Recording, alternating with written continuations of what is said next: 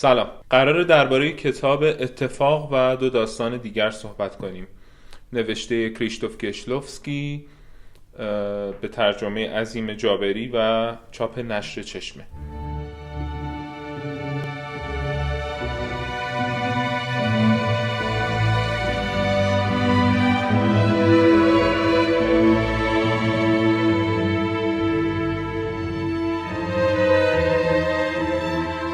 کریشتوف کشلوفسکی یکی از مهمترین فیلمسازان دنیا بود و با وجود اینکه خیلی کوتاه زندگی کرد و خیلی هم کم کار کرد، ولی تأثیر خیلی مهمی گذاشت بر فیلمسازان بعد از خودش. فیلم هایی که ساخت با اینکه تعدادشون کمه ولی بسیار اثرگذارن، بسیار بحث برانگیزن و همین امروز هم درباره خیلی از اونها صحبت میشه. شاید فیلم هایی مثل آبی، سفید و قرمز که در تریلوژی سه رنگ ساخته شده شهرت بیشتری داشته باشه، ولی کشلوفسکی سالهایی که در لهستان کار میکرد فیلم هایی ساخت که متفاوتن از آثاری که در انتهای کارنامش میبینیم. آثاری که تو سالهای ابتدایی در لهستان ساخت خیلی جاه طلبانند. بعضی از اینها دست به بلند پروازی هایی میزنن که در سینمای همدوره خودش بی سابقه بوده. سه تا از این فیلم ها یعنی آرامش، بخت کور و آماتور فیلم هایی هستند که شاید کمتر شناخته شده باشن بین کسانی که کشلوفسکی سه رنگ رو میشناسن، ولی ارزششون از اون سه تا فیلم کمتر نیست. در کتاب اتفاق و دو داستان دیگر داستان هر سه این فیلم ها رو با هم میخونیم به ترتیب سال ساخت: آرامش، آماتور و بخت کور. یه نکته‌ای که در مورد این کتاب هست عجیب بودن این سه داستانه، به این دلیل که نه صرفاً داستانن و نه فیلم نامه. کشلوفسکی از این داستانها استفاده کرده برای اینکه بتونه فیلم نامه های خودش رو بنویسه. بنابراین دارای یه سری از جزئیات درباره گذشته شخصیت ها که توی خود فیلم ها اینا رو نمیبینیم. خیلی از بخشای این داستان ها توی فیلمنامه نهایی کنار گذاشته شده یا در نهایت اگر هم ضبط شده تو فیلم نهایی نیست. در نتیجه میشه حدس زد که این داستان‌ها نوشته شدن برای اینکه یه حال و هوایی بدن به خود فیلمساز، برای اینکه موقع ساخت فیلم بتونه از این حال و هوا استفاده بکنه. بنابراین جزئیاتی که راجع به شخصیت‌ها هست، راجع به گذشته‌شون، راجع به خلق و خوشون، صرفاً انگار ابزار کار و راهنمای کشلوفسکی بوده در کار با شخصیت‌ها و برای فضاسازی.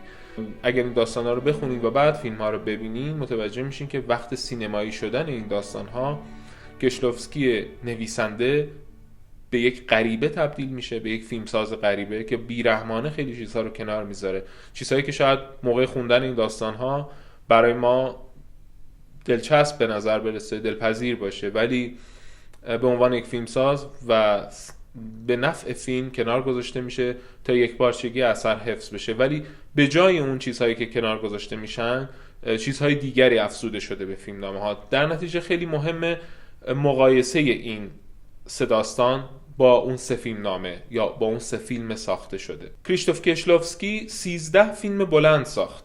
2 تا از این فیلم ها در اصل نسخه های طولانی تر سریال 10 فرمان بودن، یعنی در نتیجه میشه گفت 11 فیلم بلند ساخت. یه چنین کارنامه‌ای برای یک فیلمسازی به تاثیرگذاری کشلوفسکی خب خیلی کوتاه به نظر میاد، ولی این کوتاه بودن به یه مقوله اشاره داره که در این سه داستان هم خواهیم دید: وسواس عجیب و غریب کشلوفسکی در رعایت جزئیات و ظرافت. شما وقتی که این سه داستان رو میخونید متوجه میشید فیلمساز چنان وسواس داشته در ساختن دقیق اون دنیایی که مد نظرشه که تصمیم گرفته ابتدا داستان اینها رو بنویسه و این داستانها به حدی جذابند به عنوان خواننده ادبیات، یعنی شما حتی اگر سینمایی هم نباشید، علاقه‌ای هم به کشلوفسکی نداشته باشید، از خوندن این سه داستان نهایت لذت رو میبرید، به خاطر اینکه تمام قواعد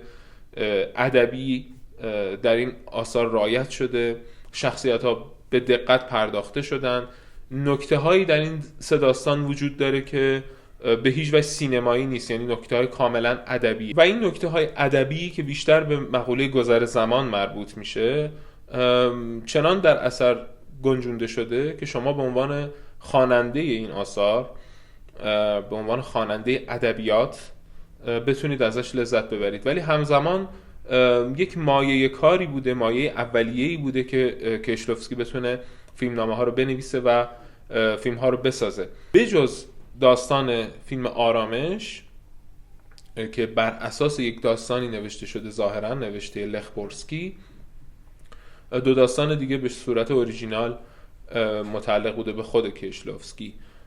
داستان‌ها به فاصله کمی بعد از نوشته شدن تبدیل شدن به فیلم، یعنی داستان فیلم آماتور در سال 1978 نوشته میشه و فیلم در سال 1979 ساخته میشه. در مورد بخت کور هم همینطور، داستان در سال 1980 نوشته میشه و فیلم 1 سال بعد از اون ساخته میشه. داستان آرامش تبدیل میشه به فیلمی به همین نام.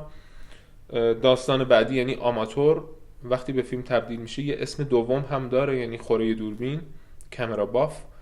و سومین فیلم که اصلا اسم داستان به طور کلی عوض میشه، یعنی اتفاق تبدیل میشه به بلایند چانس یا بخت کور.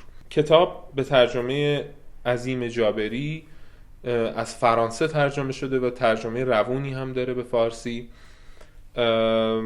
داستان‌ها فوق‌العاده جذابن به طوری که به هیچ وجه شما احساس نمی‌کنید با یک داستان کوتاه طرفید، بلکه غرق میشید تو دنیای این داستان‌ها. نویسنده موفق میشه با همین ایجاز و با همین گزیدگویی ما رو غرق کنه در دنیایی که میسازه، یعنی دنیا بسیار وسیعه ولی در حجم خیلی کم و فشرده به ما انتقال داده میشه در قالب داستان کوتاه. تیکه هایی از داستان آماتور رو با هم میشنویم.